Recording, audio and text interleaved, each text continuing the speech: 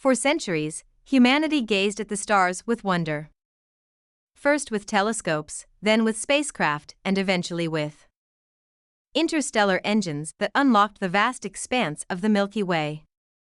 By the year 3087, humans had firmly established themselves among the galactic community, a diverse assembly of species that ranged from feathered avians to jelly-like amorphous beings.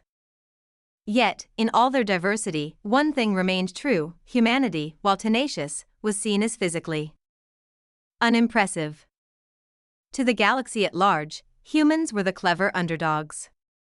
Fragile, soft-skinned, lacking the natural weapons or defenses of other species. The Suvari had their venomous spines. The Chloran had chitinous exoskeletons nearly impervious to energy weapons. Even the diminutive Lintari had razor-sharp claws for close combat. Humans? They relied on technology, tactics, and sheer determination. That was, until the shift. No one could pinpoint exactly when or how it started. Some theorized it was a latent gene unlocked by prolonged exposure to alien ecosystems. Others whispered about bioengineered experiments gone wrong or too right.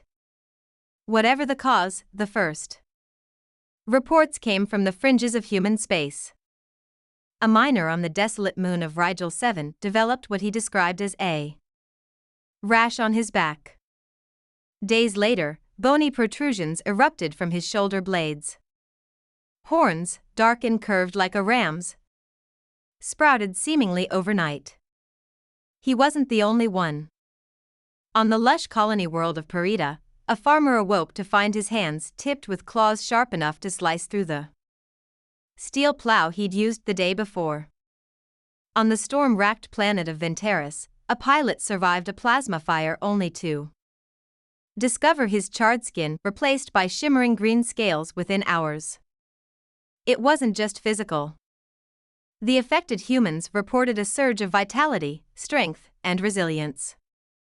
Diseases that had plagued them for years vanished. Lifespans, already extended by advanced medicine, seemed poised to grow even further. And then there were the abilities: enhanced reflexes, a preternatural sense of danger, and even rumors of bioelectric discharges. The galactic community took notice. At first, the changes were dismissed as isolated anomalies, but as more cases emerged, panic set in. The Suvari Trade Union declared human colonies biologically hazardous and embargoed them. The Chloran Collective, always wary of potential threats, mobilized their fleets near human space. Conspiracy theories ran wild. Some accused humanity of weaponizing itself to dominate the galaxy. The truth was far simpler. Humanity itself didn't know what was happening. On Earth, the epicenter of the transformation, researchers scrambled for answers. Geneticists uncovered dormant strands of DNA, ancient, alien in origin, but undeniably human. These genes, it seemed, had been buried in the human genome for millennia, awaiting the right trigger. That trigger, it turned out, was the combination of prolonged exposure to extraterrestrial environments and the unique energy fields of hyperspace travel. The transformations weren't universal. For every human who grew horns or scales, 100 remained unchanged. Yet, those who did change found themselves stronger, faster, and more adaptable. They became the vanguard of a new humanity, one that the galaxy wasn't ready to face. The first real test came on the border world of Vasher. A pirate fleet, composed of Suvari and Lintari raiders, descended upon the human colony, expecting an easy victory. After all, humanity had always been the prey in such encounters, outgunned and outmatched physically. What the pirates didn't expect was resistance. When the Suvari commander, bristling with venomous spines, marched into the colony's main square, he was met by a farmer. A man with horns curling from his skull, scales glinting in the sunlight, and claws that glowed faintly with bioelectric energy. The fight wasn't even close. Word of the battle spread quickly. Stories of humans tearing through Cloran battle armor with their bare hands, of ships crewed by horned and scaled warriors shrugging off injuries that would have killed any other species, began to circulate. Humanity was evolving before the galaxy's very eyes, and the balance of power was shifting. Not everyone saw the changes as a threat. Some species, like the pacifist Zevari, admired humanity's adaptability and sought alliances. Others, like the opportunistic Draenix Syndicate, saw profit in hiring these new humans as mercenaries. But the galaxy's great powers, the Suvari, Cloran, and the enigmatic XYN, they weren't about to let humanity's rise go unchallenged. A coalition was formed, ostensibly to study and contain the human phenomenon. In reality, it was an alliance of fear, poised to crush humanity before it could tip the scales of galactic power.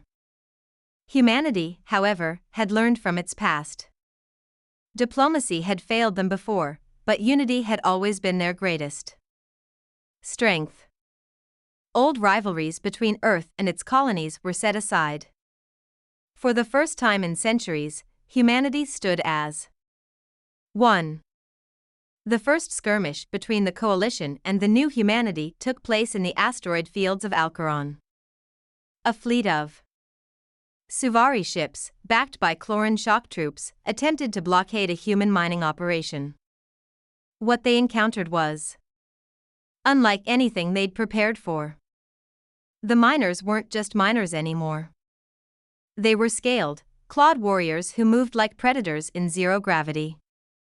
Their ships, piloted by horned navigators with enhanced reflexes, outmaneuvered the coalition's vessels with ease. And when the fighting moved to the surface of a nearby moon, the coalition soldiers found themselves facing an enemy that refused to die. Humans whose bioelectric abilities short-circuited energy weapons, whose claws shredded through reinforced armor. It wasn't just a battle, it was a message. The galaxy had underestimated humanity for centuries, seeing them as fragile and weak. Now, they were something else. Entirely a species evolving not just to survive, but to thrive in the harshest conditions the universe could throw at them. As the coalition retreated from Alcaron, battered and humiliated, the message was clear: humanity wasn't just rising. They were ascending. And the galaxy, ready or not, would have to face the new apex predator in the stars. The shift, as it came to be called, was only the beginning. Humanity's transformation wasn't a curse or an anomaly. It was their destiny. A destiny written in their very DNA. A destiny that would change the galaxy forever. The stars belonged to humanity now.